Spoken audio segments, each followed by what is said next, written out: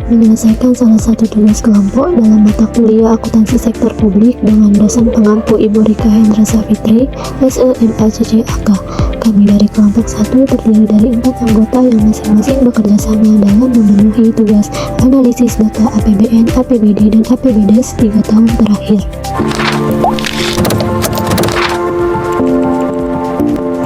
Sebelum kami memasuki pembahasan lebih lanjut, izinkan kami memperkenalkan diri terlebih dahulu. Yang pertama ada saya sendiri, Sarina, dengan NIM 01010232327093. Kemudian ada Vina Aprilia dengan NIM 010128232788. Selanjutnya ada Arinda Maharani dengan NIM 01010282327090. Dan terakhir ada Ajinata Saputra dengan NIM 0101027092. APBN adalah kepanjangan dari Anggaran Pendapatan dan Belanja Negara. Sesuai namanya, APBN ini merupakan anggaran yang secara khusus disediakan oleh negara sebagai dana untuk belanja tahunan. Berikut adalah data-data yang telah kami sajikan. Pada tahun 2021, Indonesia masih berada dalam masa krisis akibat pandemi COVID-19. Pemerintah berfokus pada pemulihan ekonomi dan penanganan kesehatan dengan APBN yang didesain untuk mendukung program pemulihan ekonomi nasional atau PEN. Anggaran kesehatan ditingkatkan secara signifikan untuk membiayai program vaksinasi, pengadaan alat kesehatan, dan peningkatan kapasitas rumah sakit. Di sisi ekonomi, pemerintah memberi insentif pajak untuk UMKM, namun tingginya kebutuhan pembiayaan menyebabkan defisit APBN mencapai 5,7% dari PDB yang merupakan salah satu defisit tertinggi dalam sejarah Indonesia. Pada tahun 2022, fokus APBN bergeser dari krisis kesehatan ke pemulihan ekonomi. Pendapatan negara mulai pulih seiring dengan peningkatan aktivitas ekonomi.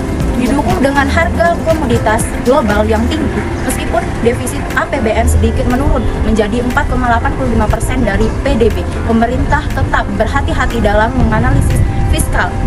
Pengeluaran negara masih didominasi oleh sektor kesehatan dan bantuan sosial, tetapi dengan skala yang lebih berfokus dibandingkan tahun sebelumnya. Selain itu, pemerintah mulai mengurangi ketergantungan pada utang luar negeri dan lebih mengandalkan sumber pembayaran dalam negeri.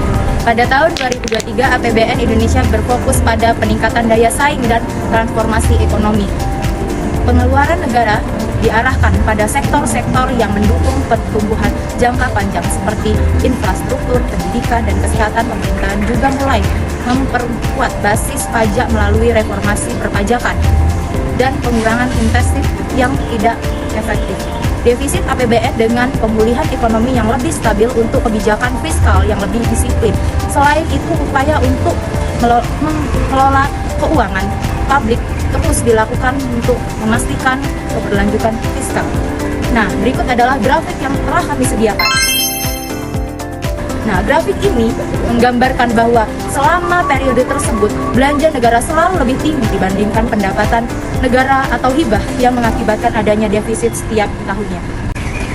Anggaran pendapatan dan belanja daerah atau APBD merupakan rencana keuangan tahunan pemerintah daerah yang dibahas dan disetujui bersama oleh pemerintah daerah dan DPRD dan ditetapkan dengan peraturan daerah. Penyelenggaraan urusan pemerintah yang menjadi kewenangan daerah didanai dari atas beban APBD.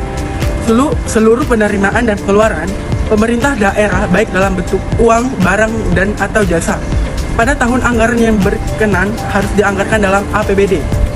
Nah, setiap penganggaran, penerimaan dan pengeluaran dari APBD yang harus memiliki dasar hukum penganggaran. Berikut data yang kami sajikan. Pada tahun 2021, anggaran di Kabupaten Muara Enim digunakan pada berbagai sektor untuk memenuhi kebutuhan masyarakat dengan pada desa tersebut APBD dialokasikan dengan kebutuhan desa pada tahun 2021. Seperti belanja desa yaitu juga kepala kabupaten digunakan sebesar 203 triliun dan adanya pemberdayaan masyarakat digunakan sebesar 4,65% dari pendapatan Kabupaten Muara Enim tersebut. Pembagian daerah yang ada di Kabupaten Muara Enim yang dikeluarkan anggaran sebanyak 203 triliun. Tujuannya yaitu untuk adanya perbaikan jalan sebagai infrastruktur yang sangat penting dalam proses untuk di Kabupaten Muara Enim tersebut, yaitu anggaran yang dikeluarkan sebesar 254,2 triliun. Nah, data yang kami sajikan pada tahun 2022, APBD bergeser dari krisis kesehatan ke pemulihan ekonomi pendapatan kabupaten mulai pulih seiring dengan berjalannya peningkatan aktivitas ekonomi yang ada di kabupaten tersebut, serta didukung oleh harga komoditas global yang tinggi. Meskipun defisit APBD sedikit menurun menjadi 3,92%, APBN pemerintah tetap berhati-hati dalam mengelola fiskal. Pengeluaran kabupaten masih didominasikan oleh sektor kesehatan dan bantuan sosial, tetapi dengan skala yang lebih terfokus diberikan tahun sebelumnya.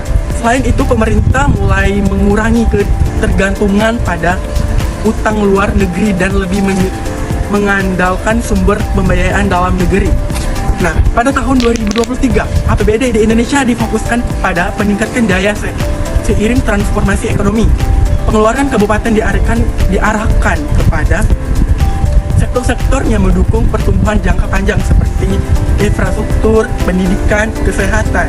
Pemerintah juga mulai memperkuat basis pabrik melalui informasi perpajakan dan pengurangan insentif yang tidak efektif.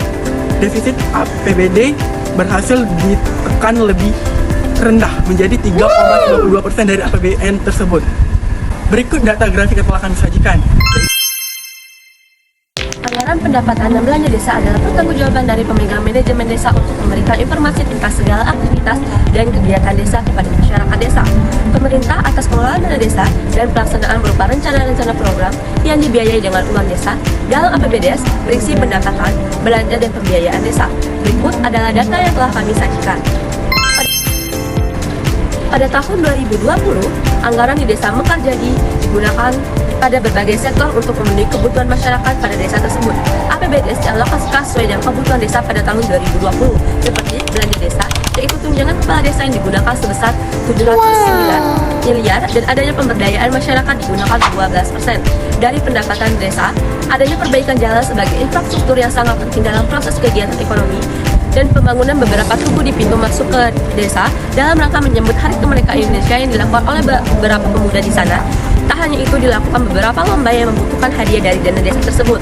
Pada tahun 2021, anggaran Desa Mekarjadi digunakan sebagian besar untuk melengkapi protokol kesehatan yang dimana pada tahun ini negara Indonesia diserang oleh pandemi COVID-19.